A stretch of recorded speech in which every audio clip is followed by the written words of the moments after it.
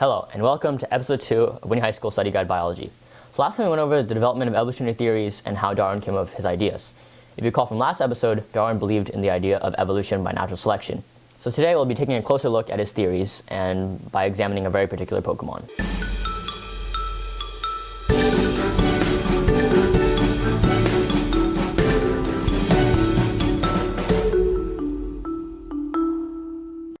Firstly, let me assure you guys that despite all my mentions of Pokemon, the WHS Study Guide is not affiliated with nor sponsored by Pokemon in any way at all. Though I have to say, this stuff right here, this is some quality stuff. You should definitely buy it.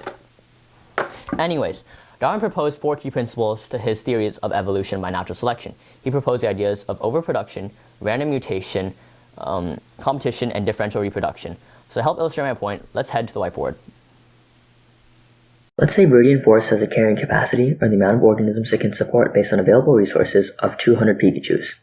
Well, Darwin believed that the number of organisms born will always be higher than the carrying capacity. So let's arbitrarily say that 300 Pikachus are born. Well, out of those 300 Pikachus, it's more than likely that a handful have a mutation of some sort. More organisms means higher chance of mutation. Now, the Pikachus' mutations might experience advantages or might experience disadvantages. Because there are more Pikachus than Viridian Forest can allow to live, they have to compete for the available resources, and the ones with harmful mutations will die. Even the ones who are just the average Pikachu might die. So now we're left with the Pikachus with mutations that help them to compete better against their contemporaries to gain limited resources. These survivors get a Scooterly poop. Hold up. Joanna, is that copyrighted? Joanna says it's not copyrighted. Cool. So those lucky Pikachus get a Scooterly poop and pass on their advantageous genes, or as it's scientifically known, differential reproduction. This results in a gradual change in allele frequencies, which build into evolution. But Jason, I hear you exclaim, how can you prove all this evolution stuff you're talking about is actually happening? Well, I assure you there's very definite evidence for it. Bring up Exhibit A, the fossil record. So the fossil record is the collection of unearthed fossils placed in chronological order. Now, archaeologists determine this by looking at relative or radiometric dating. Relative dating uses the law of superposition to determine how old a rock layer is and anything within it. It basically states that in rock layers, a rock layer below another one will be older than the one above it, and a rock layer above that one will be younger than the one below it.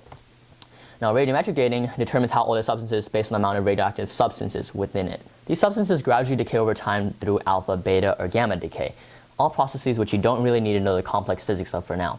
But what's important for you to know is that the half-lives of a substance are the same regardless of the sample size. A half-life is basically the amount of time it takes for half of that substance's radioactive material to decay into a more stable isotope. For example, carbon-14 has a half-life of about 5,730 years, whereas uranium-238 has a half-life of 4.5 billion years. Now, if you want to get really insane, tellurium-128 has a half-life of 2.2 septillion years. That's 159 trillion times older than the freaking universe. However, the substance that most paleontologists look for is carbon-14 because all living things, at least as far as we know, are carbon-based. Therefore, this makes carbon a good indicator of how old a substance is, especially carbon-14. So with these two things, relative and radiometric dating, we can piece together a pretty good puzzle of where to place the fossils. Exhibit B, anatomy and physiology. So it's common for similar organisms to share homologous structures, structures that share a common evolutionary origin. However, vestigial structures, on the other hand, they ostensibly serve no purpose, but they also provide a good indicator for where organisms came from. For example, tailbones in humans. Why do we have them? We don't have tails, though I'm pretty sure I'm secretly a Saiyan and I had my tail cut off and my memory wiped. The one thing that does not indicate an evolutionary relationship is analogous structures. Analogous structures share a similar purpose, but do not share a common evolutionary organism. Think like Pikachu and Helioptile. They're both electric type Pokemon, but not in the same way. And the last bit of evidence, Exhibit C, embryology.